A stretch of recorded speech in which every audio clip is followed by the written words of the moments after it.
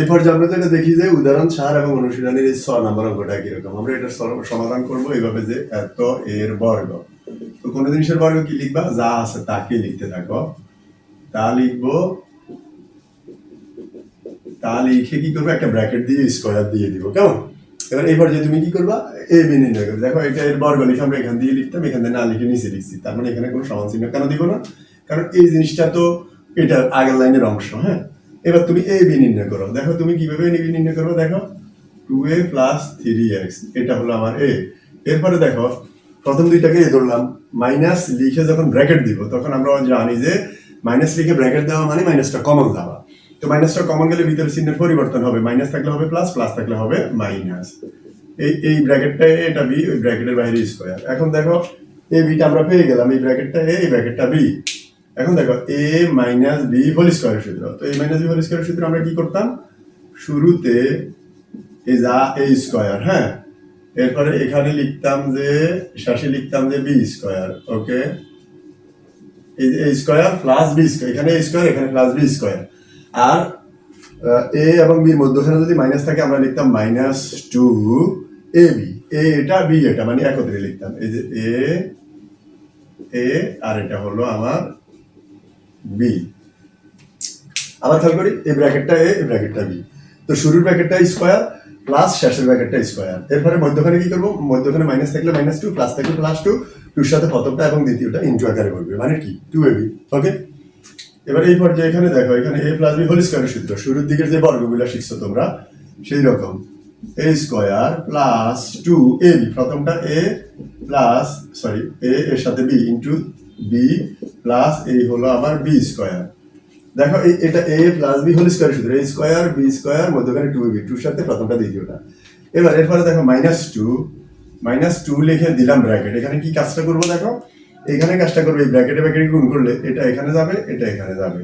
তো দেখো 2a এই দুইটা ব্র্যাকেটে গুণ করলে কি দাঁড়াবে, দেখো 2 দুগুণা 4 a O i plus 2a এখানে গেলে হবে প্লাস 5 দুগুণা 10 a z, এরপরে প্লাস পরের অংশটা একটু খেয়াল করি।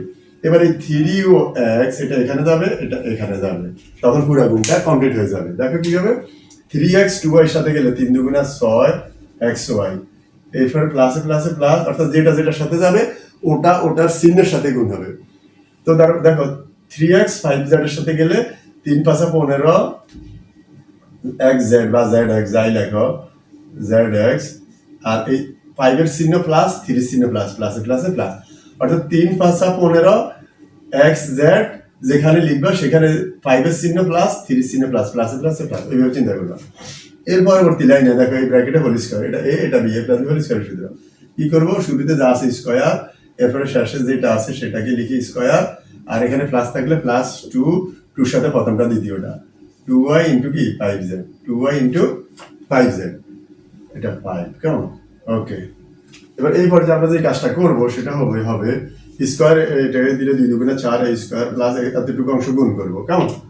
কতটুকু অংশ গুণ করব, এই যে এতটুকু অংশ। দেখো এতটুকু অংশ গুণ করলে কি হয়, 2 দুগুণা 4, 4 দুগুণা 8, সরি 3 দুগুণা 6, 6 দুগুণা 12, 12 ax প্লাস স্কয়ার 3 কে দাও, 3 স্কয়ার 9 x স্কয়ার মাইনাস। এবার দেখো ব্র্যাকেটের আগে 2 আছে এবং মাইনাস আছে, 2 প্রত্যেকটার সাথে যাবে, আর মাইনাস থাকার কারণে ভিতরের চিহ্নের পরিবর্তন হবে। তো কিভাবে হবে দেখো, 2 সাইডের সাথে যাবে, 4 দুগুণা 8 ay, এরপরে মাইনাস এই প্লাসটা হয়ে যাবে মাইনাস 2 10 এর সাথে গেলে 10 দুগুণা 20 az, প্লাসটা হয়ে যাবে মাইনাস 6 এর সাথে 2 আসলে 6 দুগুণা 12 xy, এরপরে এই প্লাসটা হয়ে যাবে মাইনাস 2 15 এর সাথে আসলে 15 দুগুণা 30 zx।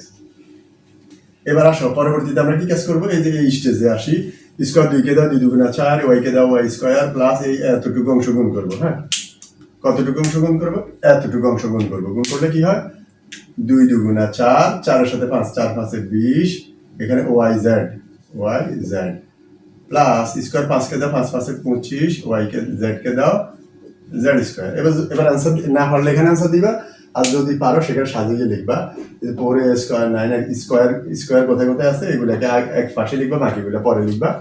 এটাই আলোচ্য অঙ্কের आंसर। ওকে।